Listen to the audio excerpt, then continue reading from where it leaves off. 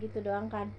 Nah itu degung tuh setiap jam 12 malam pasti bunyi. Degung apaan? Gong gede. Itu kayak ada orang azan Di pondoknya. iya, padahal nggak ini, itu ngebangunin untuk sholat malam, padahal nggak ada yang ini. Ya mungkin malaikat bawa lah, nggak tahu.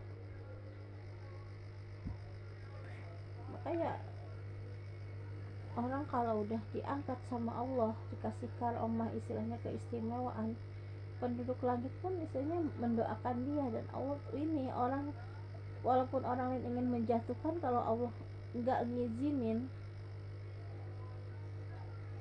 insya Allah dia tetap berkah. Orang sakit nggak bisa jalan, lumpuh, sama dia cuma dia bilang kembali ke jalan Allah, terus dikasih air minum, dibasuh, baca doa, percaya, terus syaratnya apa? Jalanin semua perintah Allah dan tinggalin semua yang dilarang sama Allah. Itu doang. Saya nggak apa istilahnya, nggak bisa ngobatin, tapi Allah langsung yang ngobatin dengan izin Allah. Ya syaratnya kembali ke jalan Allah, jangan istilahnya sampai musyrik gitu loh. Jangan percaya air itu bisa nyembuhin, tapi bukan air itu. Lewat perantaran air itu Allah kabulin, Allah kasih kesembuhan, tapi bukan air itu, bukan. Tapi karena apa? Karomah dari Allah, kesembuhan itu dari Allah, semuanya itu milik Allah. Ya lewat perantaraan air yang udah dibacain doa. Sampai sekarang air zam-zam kan dari zaman Nabi apa Ismail sampai sekarang itu berkahnya, itu sumur air zam-zam nggak habis-habis kan. Udah berapa ratus tahun tuh, berapa ribu tahun.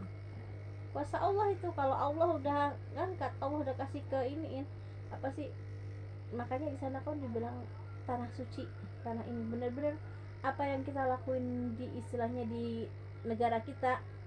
Misalnya kita suka ngerenten atau riba, atau ada mama dikasih tahu, ada tetangga mama ya, dia tuh sama kucing tuh sebel banget. Setiap ada kucing sama dia disiram pakai air, setiap ada kucing disiram pakai air, dipukul segala macam. Nah dia keluarlah ceritanya dari hotel mau ke masjid. Dia baru keluar itu, tau ada yang nyiram air, terus kayak ada yang mukul, tapi nggak ada orang. Kalau dia nggak sadar, terus aja terus bajunya sampai ganti lagi. Allah, siapa sih yang nyiram ini, tapi dia ini. Akhirnya dia sadar sendiri, astagfirullahaladzim, saya selama waktu di negara saya sendiri suka ingin kucing, suka nyiksa kucing gini. Makanya dia ngeliat kayak kucing tuh banyak gitu, padahal nggak ada. Karma ya. Disiram, iya, dibalas langsung, dibilangnya tanah suci. Tapi kalau misalnya ya, kan kemarin aku rendang mama ya, pernah waktu ini, tapi tiba-tiba ingat kayak dosa, terus astagfirullah, itu bakal dibalas gak sih kalau misalnya kita nih pergi ke tanah suci gitu? Ya wallahu alam. Ya kalau kamu sadar, ya kamu minta maaf, nggak ngulangin lagi, nyeselin semuanya, insya Allah enggak. Tapi kan udah enggak kan. Udah gak nurut. Ya, contoh aja lo dulu mau berenang, lo tendang gua kan, tapi apa nyuksruk kan lo jatuh. Ya kan aku ingatnya itu tuh yang aku ingat pas ini. Oh ya astagfirullah, salah tadi. Hati itu keras, orang jangan keras. Orang hati keras itu susah nerima.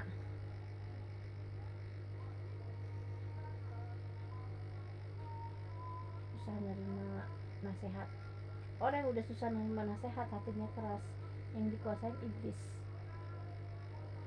Tapi ya masa ini ya, ada temen aku ya, dia bilang lebih suka ngikut sama ini bangsa apa sih, dia bilang lebih suka jadi raja jin, dia bilang tuh. Ih, temanku. auzubillahi. Tapi raja jinnya tuh dia bilang yang baik. Kataku dalam hati, raja jin mana ada yang baik ya Maya, mau jadi raja jin, dia bilang. Kita hidup wajar aja, kita hidup di alam nyata. Emang gaib itu ada, kita percaya, tapi kita jangan ngikutin mereka. Iya, dia bilang pengen jadi raja jin, tapi yang baiknya, dia bilang yang positifnya. Kayak misalnya apa ya, nggak Iya, tahu emang pokoknya. makhluk halus itu jin, kayak jin tuh emang ada yang nurut, ada yang nggak nurut. Tapi walaupun mereka nurut, tapi kita nggak boleh tunduk sama dia. Kita tunduknya sama Allah, sembah Allah, karena Allah yang nyiptain. Kalau Allah nggak nyiptain jin, nggak bakal ada jin. Iya, Kadang mereka suka istilahnya menyerupai gini, nyuruh kita gini, tapi kita, makanya jangan lepas kalau apa-apa tuh sering baca Al-Quran biar hati nggak keras. iya, Sering makanya sholat itu malam bangun. nggak, aku heran. Kadang-kadang kalau sholat malam kadang-kadang di luar, kadang-kadang aku berag. Tapi ini aja minta sama Allah. Ya, ada masing-masing. Justru kalau kita takut malah ini ya. Malah kadang-kadang di belakang suka hebat, biarin aja. Niatnya pengen ibadah masing-masing. Berarti intinya kalau mau punya ilmu laduni harus apa? Ilmu laduni itu nggak sembarang orang. Bukan hanya itu doang, itu semua izin Allah. Walaupun saya dia orangnya baik, nurut, pendiam, istilahnya istiqomah segala macam, tapi kalau Allah belum ngizinin dia dapat ilmu laduni, nggak akan bisa. Nggak semua. Ya mungkin Allah pikir ini orang belum pantas dapat ini orang belum ibadahnya biasa, terus ini nih Allah kasih, ya mungkin ada kelebihan dari orang itu, dan penduduk langit pun istilahnya mengagung-agungkan dia gitu loh. Oh, dia pantas ini Allah aja ini orangnya nggak sombong. Makanya semakin banyak ilmu tuh semakin merunduk, kayak ilmu padi. Jangan punya ilmu sedikit aja udah congkak, sombong, nggak rendah orang. Jangan kayak gitu. Ilmu manusia itu bagaikan setitik tinta di lautan. Ilmu Allah tuh lautan. Ilmu kita tuh tetesan tinta di lautan tuh nggak ada artinya. Makanya kadang baru punya duit segitu jadi sombong. Orang mikir, ya Allah, itu semua tuh titipan dari Allah. Harta yang dia punya itu titipan dari Allah. Dia bisa nggak ngegunainnya untuk kebaikan? Nah, yang dia gunain untuk kebaikan kayaknya sodako, santunin anak yatim, atau untuk bayar zakat apa-apa. Nah, itulah harta kita yang sebenarnya, yang dibelanjain di jalan Allah untuk kebaikan. Itu harta kita, bekal kita nanti apa yang udah kita keluarin tuh nanti jadi saksi, bakal nolong kita di sana. Ini punya harta banyak, rumah gede, mewah dong, tapi kadang-kadang dia nggak mikir lagi. Ingat, yang ngasih harta itu Allah. Kok dia sombong? Allah yang ngasih hartanya nggak sombong, maha segala-galanya.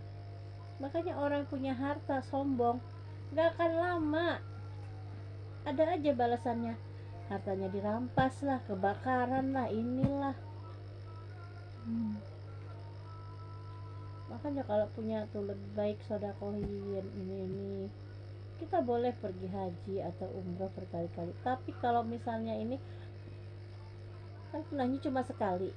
Nah, kalau kita pengen lagi ya nggak masalah, tapi alangkah baiknya misalnya kita pergi haji berkali-kali teman-teman, tapi di lingkungan kita ada orang kelaparan, ada ini, itu udah nggak ini. Lebih baik perhatiin mereka. Kalau misalnya uangnya nih kan, kalau anak-anak muda sekarang mah pada kayak nongkrong, terus kadang-kadang naktir cowok pacar Nggak ada manfaatnya, itu malah zina. itu masa rezekinya itu bakal berkah atau enggak gitu? Salah, Berarti nggak berkah ya? salah.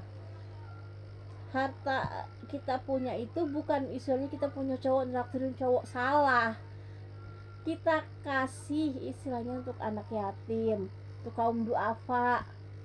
Misalnya dia tuh rumahnya sederhana, makan aja susah, penghasilan aja susah, kita kasihlah sembako, uang, kasih modal buat buat dia biaya untuk usaha itu.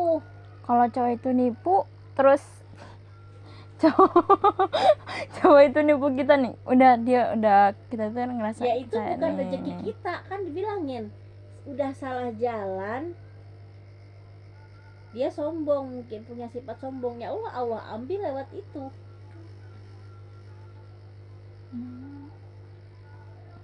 Allah ambil lewat itu semua. Kalau misalnya dia tuh dimanfaatin sama temennya gitu mak, kayak harusnya kamu yang gini, dia enggak, bukan manfaatin sih istilahnya, kayak dibilangin kamu tuh jangan kayak gini, harusnya gini gini gini, kayak dia teratur, itu boleh nggak sih mak?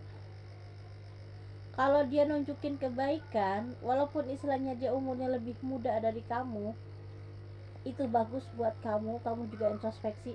Oh ya, nasihat dia tuh nanti kesannya itu seperti ini loh, gambaran seperti ini.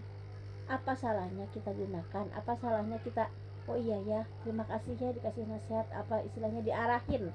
Nih, temen yang mau nunjukin kesalahan kita, misalnya kamu tuh semestinya nggak boleh begini, kalau kamu pilih begini, jalan begini, nanti kamu bakal begini.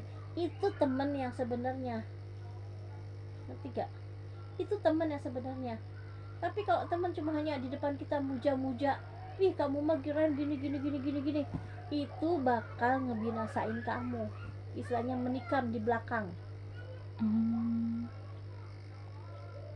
Tuh, karena mama baca-baca internet itu dari Umar bin Khattab, dari ini, oh iya seperti ini gambarannya.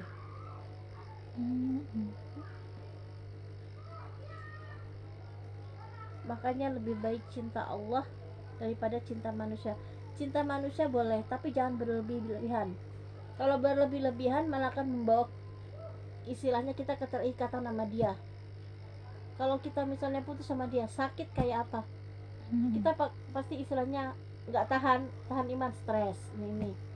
Tapi kalau kita cinta karena Allah tunjukin dia tuh nggak baik buat kamu, itu bukan jodoh kamu. Kayak mama contohnya, Muhyiddin. Allah kasih tahu jalan lewat teman mama kalau dia itu nggak benar. Alhamdulillah mama terima kasih, Allah tunjukin lewat teman mama. Coba kalau mama nggak ditunjukin sama Allah lewat teman mama bakal sakit hati, malah makan bawa kebinasaan. Kalau mama nggak kuat iman, bisa stres. Tuh Ya nenek bundel. pilihnya gitu. Nggak semua nasihat itu walaupun istilahnya dari orang lebih muda atau ini tuh bakal nyesatin kita, enggak. Justru kita dikasih, oh ya kita jangan kesinggung, bener. Iya. Bener nggak ya apa yang diomongin dia? Oh iya kalau kita begini. Nah itu temen yang sebenarnya. Tapi kalau cuma muja-muja, ih kamu mah cantik gini, ih kamu ini istilah gombal, nah itu malah bikin kita binasa. Bakal bikin kita sakit hati. Dia baik di depan kita, tapi di belakang kita dia jelek, ngomongin kita gini, ih gombal, bener-bener dia dipaksa karena dia banyak ini aja, gini ini manfaatin, malah bikin sakit hati kita. Makanya mama bilang fokus belajar. Jodoh yang tepat itu datangnya di waktu yang tepat, bukan waktu yang cepat. Semua udah ada kadarnya, semua ada ukurannya. Nih kamu jodohnya ini, adanya nanti kamu dipersatukan dengannya tahun sekian-sekian. Itu udah ada catatan di Lauh Mahfuz. Nanti kamu nikah sama ini bakal punya keturunan ini, kehidupan kamu kan seperti ini. Itu semua ada di Lauh Mahfuz semuanya. Yakin, semua itu ada pasangannya. Orang baik pasti dapat jodohnya yang baik. Kadang ada juga orang baik dapat jodoh yang istilahnya amburadul gitulah istilahnya. Tapi itu bukannya dihinakan, tapi justru itu ujian. Dia mampu nggak bawa dia ke kebaikan. Jangan dia udah baik ditarik sama dia nggak jelek, itu salah. Oh iya. Ini kayak aku jadi ada pertanyaan nih.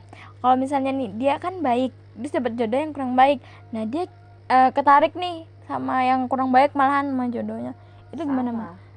Itu boleh nggak sih kayak kita tuh kayak pisah aja gitu udah sama yang kurang baik itu?